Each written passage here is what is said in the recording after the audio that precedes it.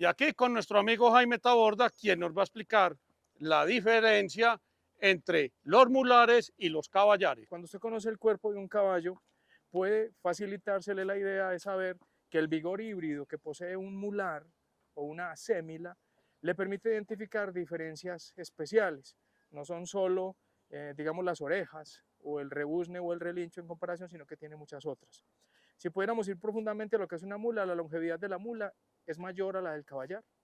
La del asnal, que es el origen del mular, cuando un burro preña una yegua, cuando un caballo preña una burra, que tenemos un burdégano o tenemos una sémila o mula por caso contrario de burro con yegua, logramos unos beneficios y algunas situaciones que son distintas a lo que es una yegua. Cuando usted habla de la gestación de una yegua preñada de caballo o cuando lo hace de burro preñada con yegua, ya empezamos a notar las diferencias de gestación. Es más larga la gestación cuando logras la mula y más corta la gestación en comparación cuando logras caballares. Cuando miras la longevidad de los dos, se calcula hoy que un burro puede durar más que un caballar y por ende una mula dura más que un caballar cuando tienen manejos similares o cálculos en lo que tiene que ver con bienestar en los dos muy parejos, la duración es distinta. La termorregulación de los dos se puede calcular de manera distinta, siendo más bondadosa la de la mula, heredada del burro, por el tamaño de orejas que tiene. Y por eso, gracias a ese tamaño, puede albergar más vasos sanguíneos que tienen una relación estrecha con la termorregulación del cuerpo. Correcto. La manera de los huesos de la mula y la parte rostral hay diferencias importantes. Cuando usted mide el largo del perfil de un mular en la misma edad y ojalá la misma modalidad de un caballar y ojalá el mismo sexo, con unos manejos similares, notará que los largos del perfil son distintos. La distancia que hay del globo ocular en colocación en su cuenca versus el testuz también es distinto del caballar. Y la colocación de los hollares o falsos hollares de los animales por ventilación, mular, caballar, notará que son más bajos los de la mula y un poco más altos los del caballar, que eso da un efecto en la ventilación que provoca en la mula el destape en el avance y en el caballar no tanto destape cuando no hay dolor oral. Si miras el interior de la boca notarás que los asientos de los caballos en cada individuo son completamente distintos uno de otro, pero cuando comparas los caballos con los mulares encuentras que los asientos, o sea, la superficie que está rodeando la lengua y es donde reposa la embocadura, también son diferentes, parecerían más descarnados y parecerían más altos y parecería que son algo en la textura más endurecidos, que eso no significa que haya que darles más duro, sino que significa que el cambio en la estructura de la embocadura hay que tener en cuenta la mula. Pero hay más, cuando usted empieza a observar en el animal en general la dureza del casco de la mula, cuando el color en la comparación de caballares a mulares son iguales, las durezas son distintas, los crecimientos son distintos, los ángulos de la muralla que se nota en un mular versus los ángulos de la muralla de un caballar también son distintos, cambian en grados. La colocación de la cruz, el espesor de la cruz, el largo del dorso, la inserción de la cola, el tipo de crin o pelo, la dureza del pelo o folículo también varía muchísimo. Adicional a eso, hay otros detalles que pueden ayudar a las diferencias. Usted notará que en el asnal siempre hay espejuelos adelante. Estas callosidades córneas, como un rastro no perdido de que hay un dedo antiguamente en la evolución, se denominan espejuelos. Hay otro que es el espolón, que es más bajo. Pero cuando usted revisa un asnal y revisa un caballar, encuentra que en el asnal solo hay espejuelos adelante, mientras que en el caballar tenemos espejuelos adelante y atrás, que son diferencias importantes para anotar. En lo que tiene que ver, digamos que en diferencias de resistencia a algunas enfermedades, es frecuente encontrar la predisposición de ciertas enfermedades en los caballares que no se encuentran en los mulares. Y en el inventario que usted puede hacer por cantidades, hay algunas patologías que es más difícil que las encuentres en un mular, pero que puedas encontrar más fácilmente en el caballar. Y cuando miras el espesor de hueso, podríamos encontrar la explicación de por qué alguien contó una vez que un burro te lleva a donde sea, pero caminando. Y un caballo podría llevarte galopando y morir en el trayecto. La diferencia en físico de los dos podría explicar la respuesta a nivel cerebral de por qué un animal como la mula no se deja matar, mientras que un caballo se entrega de una manera ilimitada. Y eso también podría llegar a ser por la diferencia de la colocación general del cuerpo y la habilidad que da o resistencia que da o predisposición, esa misma colocación en diferencia entre los dos. Eso de manera somera. Hay una, para los que estén interesados, yo puedo después compartirles, hay una lista que hicimos durante mucho tiempo de cuáles son las diferencias morfológicas de dos cuerpos para tratar de calcular las bondades que tiene debido a las hechuras que cada individuo posee.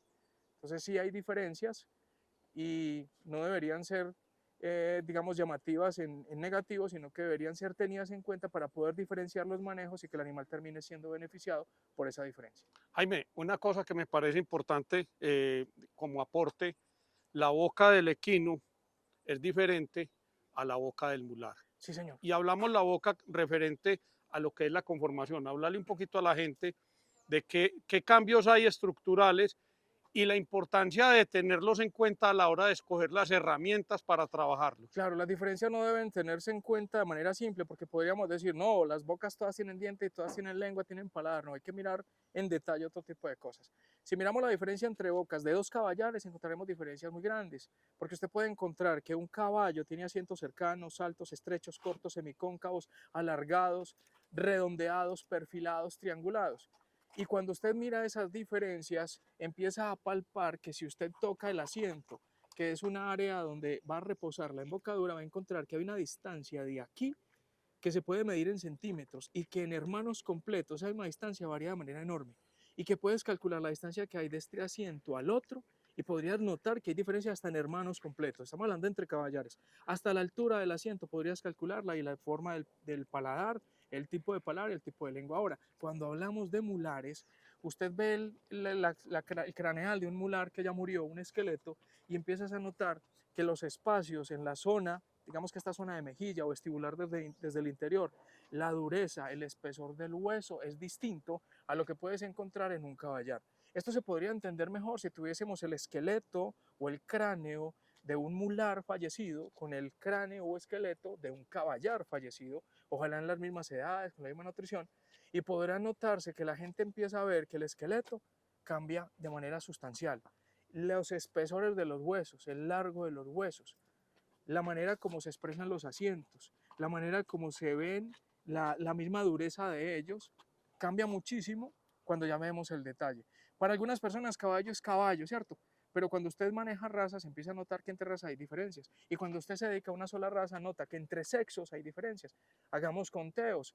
Si miramos un mular macho y un mular hembra, podríamos encontrar lo que pasa en las yeguas y en los caballos, que en un caballo es típico encontrar 40 dientes, mientras que en una yegua encuentras 36. Si hacemos el conteo de algunos dientes que se pierden, tendrías que decir ya que no son 40, sino hasta 44, si tenemos en cuenta los caninos y los dientes de lobo. Y en las yeguas 36, 12 incisivos, 12 premolares, 12 molares. En los caballares 12 incisivos, 4 caninos, 12 premolares y 12 molares, para un total de 40, sin contar los que son los dientes de lobo, denominados Correcto. también dientes de lobo.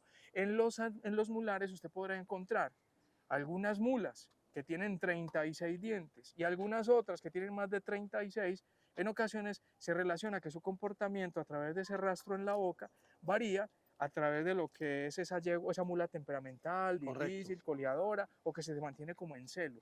Muchas de las mulas que hemos observado que mantienen un celo permanente tienen también un cambio a nivel oral y un cambio a nivel físico que recuerdan un poquito de lo que tiene por dato el macho. No estoy hablando de la parte genital, Sí. estoy hablando de algunos datos rostrales que han generado, digamos, algunos cambios hormonales que cambian también algunos detalles que parecen sutiles, pero que cuando uno mira ya al interior de una boca o el detalle general del animal, encuentra cambios especiales o importantes. Las herramientas, entonces, lógico, deben de ser diferentes. Don Pablo, si usted cambia si usted le toca cambiar la herramienta, hasta en hermanos completos, que son caballares, Sí.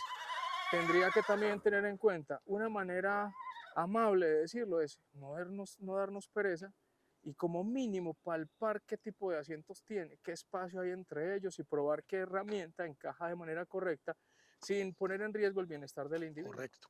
Eso es bien importante porque la tradición oral, pues estas cosas no las tiene en cuenta y vemos que mucha gente por falta de conocimiento, Jaime, no porque lo quieran hacer, sino que nadie los ha educado muchas veces, usan las herramientas de un equino que muchas veces no le cabe a la boca a una mula, o sea, le queda estrecho, Claro, ¿cierto? La quijada en las mediciones que tenés, miremos la quijada de estas yeguas versus la quijada de esta muleta. claro, las curvas maceterales, las zonas de mejilla o de carrillo son distintas. De hecho, hay más distancia en estos volúmenes en el mular y menor distancia en el caballar. Y cuando usted ve los volúmenes ahora en caballares y nota cómo es la mejilla o la zona de carrillo de un caballar macho y un caballar hembra, notará que la hembra siempre es más plana y más recta, y el caballo es más voluminoso o cachetón y mayor curva maceteral. O sea que entre sexo hay diferencias, entre especie hay diferencia, porque son familias que Jaime, ocupan formas distintas.